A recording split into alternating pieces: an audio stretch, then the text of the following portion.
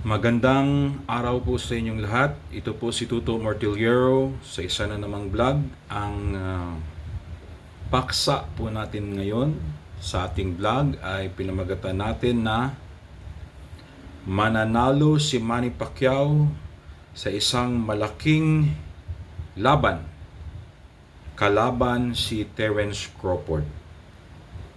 Mga kapatid, si Terence Crawford ay the number 1 pound for pound king ngayon sa buong mundo dahil natalo niya ang dating number 1 pound for pound king na si Canelo Alvarez sa larangan ng boxing. Kung titingnan natin si Bud Crawford, Terence Bud Crawford ay isang magaling na boksidor. Siya ay naging world champion sa 135, which is lightweight, 140, which is super lightweight or junior welterweight, 147, which is welterweight, 154 which is super welterweight, at saka 168 which is super middleweight. All in all, meron siyang 5 crowns, world boxing crowns in 5 different divisions. He is just 37 years old, turning 38. Therefore, Manny Pacquiao is much older than him, around 9 to 10 years old. 9 to 10 years rather, 9 to 10 years. So kung titingnan natin, base sa statistics with regard to the weight, mas malaki si Crawford, mas matangkad si Crawford kasi 5'8 siya, 168 pounder siya, 37 years old siya. Matatalo si Pacquiao, delikado mananockout si Pacquiao. Kasi si Pacquiao ay registered 5'6 lang. In some reports, Pacquiao stands only at 5'5". So 147 pounders Pacquiao, but hindi siya talaga naglalaro or lumalaban at 147 kasi minsan 145 lang siya in some of his fights rather. Pero dati si Crawford ay naglaro sa 147, nakasabayan pa ni Pacquiao. Ang nangyari lang, hindi sila naglaban dahil may problema sa mga negosasyon. Ngayon, nung nag-retire si Pacquiao, ang sabi ni Crawford, hindi siya believe kay Pacquiao kasi si Pacquiao ay gumagamit ng performance-enhancing drugs. Gumagamit daw si Pacquiao ng PEDs. Pero right after his fights, may mga may mga drug testing yan eh. Palaging negative si Pacquiao. So parang nang iinsulto si Crawford. 'Di ba? Wala namang karapatan na siyang manginsulto kasi nag-retire na si Pacquiao. Lately, ang sabi ni Crawford na tatalunin talaga niya si Pacquiao. He could easily outpoint Pacquiao had they fought each other. Yun ang sabi ni Crawford. Ngayon mga kapatid, kare-retire lang ni Crawford. Alam naman natin na babalik yan kasi business strategy lang yan ni Crawford. Dahil boxing is a business. Ang daming pera ni Crawford nung natalo niya si Canelo Alvarez. Ngayon mga kapatid, going back sa tawag natin, sa paksa natin, ang sabi ko na tatalunin ni Pacquiao si Crawford kapag maglalaban sila. Kung ako si Pacquiao, lalabanan ko si Crawford. Bakit? gumawa ng issue si Crawford laban kay Pacquiao. Sabi niya Pacquiao is taking peds at saka tatalunin daw niya si Pacquiao. Ngayon, bumalik si Pacquiao, nakipaglaban siya ulit, di ba? Laban kay Mario Barrios. Ngayon, ang tamang panahon na maglaban na si Pacquiao at si Crawford.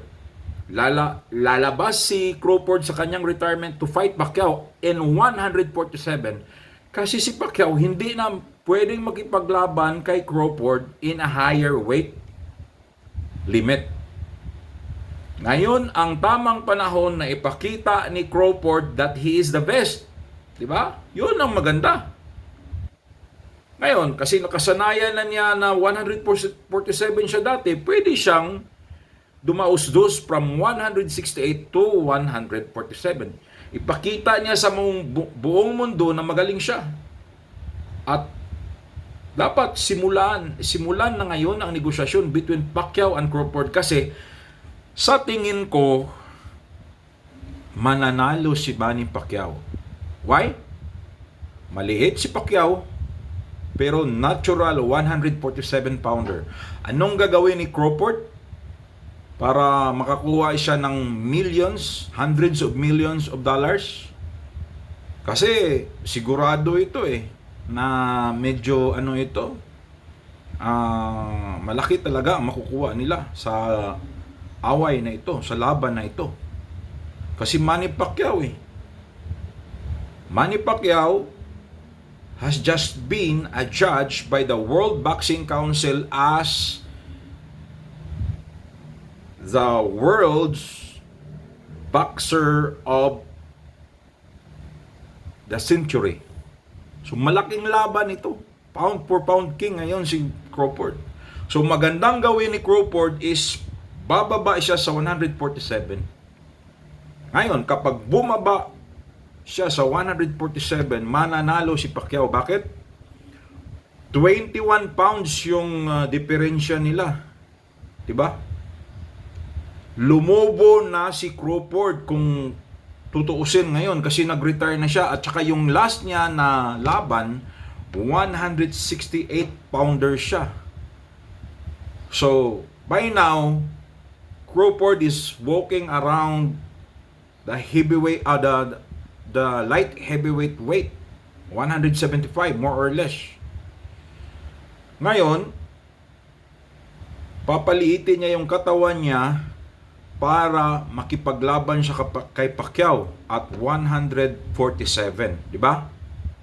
Ibig sabihin, kahit mas bata siya, pipigain niya yung sarili niya, papaliitin niya yung sarili niya para aabot sa 147. Ibig sabihin, on fight night, kung magiging 147 pounder siya or kahit mag-overweight siya ng 2 pounds, 149, or kahit 150 pa, hihina yung pangangatawan niya. Hihina yung strength niya. May posibilidad na tatalunin talaga siya ni Pacquiao kasi mahina siya sa laban. 'Di ba? Kaya yun ang nangyari kay De La Hoya. Nagpaliit si De La Hoya, tinalo ni Pacquiao kasi mahina siya. Kasi hindi yun ang natural weight niya kasi lumaki na si De La Hoya. In the case of Cotto, nagpaliit din pero hindi masyado, hindi kagaya kay De La Hoya na malaki yung liniit. So ito ang mangyayari kay Crawford. Yun lang ang mangyayari. Mas okay si Crawford, mas may chance din si Crawford na manalo kasi bata siya. Bata siya at saka may height. Pero sigurado hindi talaga na niya mananockout si Pacquiao dito kasi hihina na siya. Hihina siya. Kasi kapag nagpaliit ka, alam naman natin yan, kapag nagdaday tayo, nagpapaliit tayo, medyo mawawala yung strength natin. So, dahil may issues na si Crawford na ginawa laban kay Pacquiao, ito ay magandang pinto para sa isang negosasyon ng isang Manny Pacquiao, a blockbuster fight between Manny Pacquiao and Crawford. And I feel like Manny Pacquiao will win over Crawford by unanimous decision. Posible may knockout pero bonus na lang yun. Pero sigurado mga kaibigan, mga giliw kong taga-subaybay, may posibilidad na malaki ang tsansa ni Manny Pacquiao na tatalunin niya si Terence Bud Crawford sa isang blockbuster fight in a welterweight boxing match. So yan lang po ang masasabi natin. Ito'y ginagawa natin to promote also our advocacy with regard to the proliferation of sports. So may sports vlog na naman tayo. So ito po si Toto Mortillero nagsasabing maraming salamat, magandang araw at bye-bye po muna.